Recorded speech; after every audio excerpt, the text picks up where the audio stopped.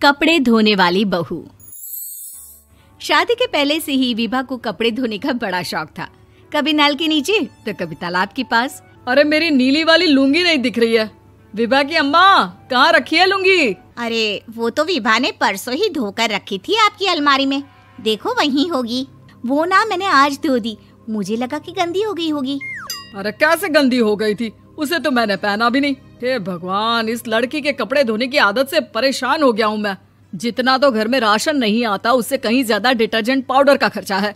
इसकी शादी करवा दो, शादी जाए अपने घर में ही करे काम, फिर चाहे घर के कपड़े धोने हो या पूरे गांव के। हाँ ठीक बोल रही हो, देखता हूँ मैं कोई लड़का। वो दिन भी आ जाता है जब विभा को देखने लड़के वाले आ जाते हैं। लड़की मुझे अच्छी लगी। होने वाली सास कहती है, बेटी अगर कुछ पूछना है तो पूछ लो।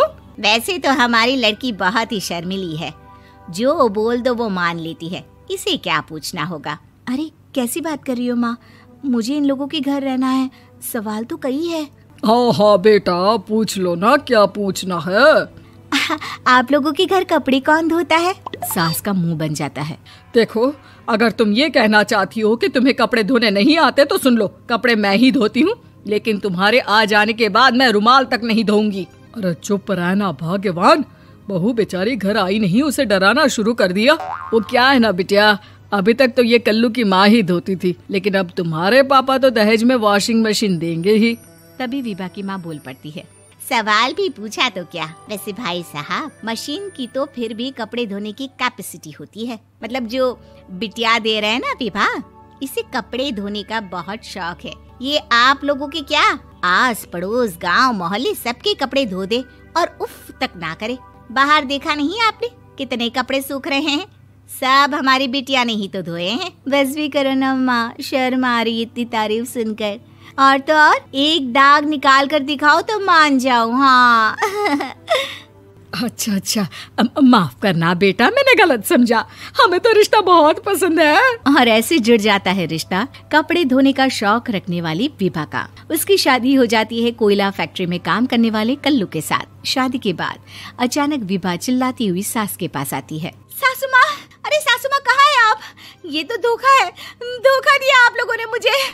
इसे ससुर के चक्कर के बारे में पता चल गया। अरे तो उसमें तुझे क्यों धोखा मिला है? अरे नल में पानी नहीं आता, कपड़े कैसे कब धुलेंगे? अच्छा अच्छा, तू पानी नहीं आ रहा उसकी बात कर रही है। तो आपने क्या सोचा? कुछ नहीं। अच्छा तेरी माँ ने कहा था कि कपड़े धोने का शौक है तुझे, याद आया मुझे। शौक शौक बोलकर कपड़े धोने वाले मेरे जुनून को कम ना आके सासू माँ, कपड़ा धोना मेरा गुरूर है।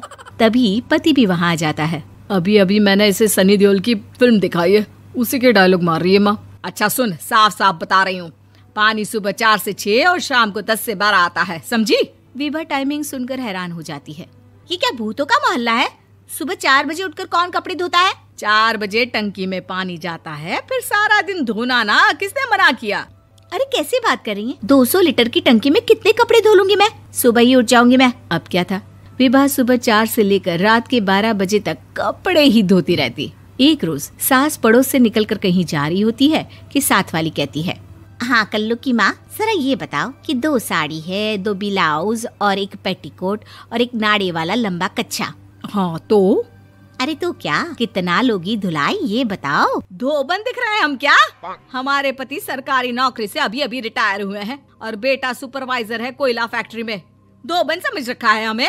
हाय रे कल्लू की अम्मा, माफ कर दो, वो तो मोहल्ले में यही सब बता रहे थे कि तुमने बहू को कपड़ा धुलवाने के काम में लगा दिया है। सास को पड़ोसन की बात सुनकर गुस्सा आ जाता है। वो घर पहुंचती है जहां घर के बाहर ही इतने सारे कपड़े सूख रहे होते हैं जितने कि किसी धोबन के घर पर। अरे ओ कल्लू की दुल्हन, बाहर निकल।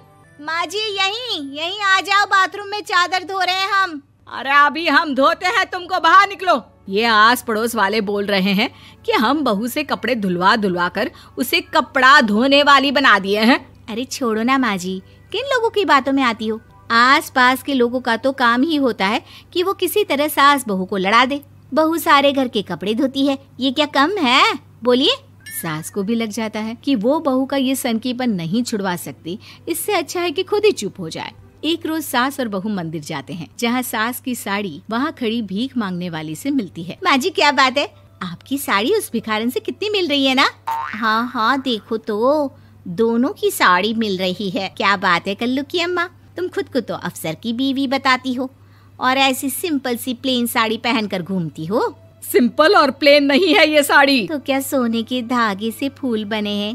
कुछ भी सासू माँ, कुछ भी। हाँ बने थे इस साड़ी में सोने के धागे से फूल। मेरे पति लेकर आए थे मद्रास से स्पेशली मेरे लिए 10,000 की। ताहे भाई साहब इस भिखारन के लिए भी सेम टू सेम साड़ी लेकर आए होंगे 10,000 की। सास उस वक्त तो कुछ नहीं कहती, लेकिन बहू के साथ घर आती है और अलमारी से एल्बम निकाल कर लाती है। ये साड़ी देख रही है, ये वही साड़ी है जिसे मैंने अभी पहना था।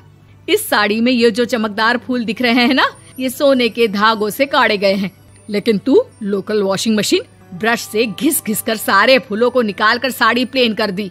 मुझे माफ कर दीजिए सासू माँ। और तो और, जब मैंने तुझे तेरी गलती के लिए कुछ नहीं कहा, लेकिन तूने तो सबके सामने मेरा मजाक ही बना दिया। क्यों? बहू को समझ में आ जाता है कि अब से उसका कपड़े धोना बंद।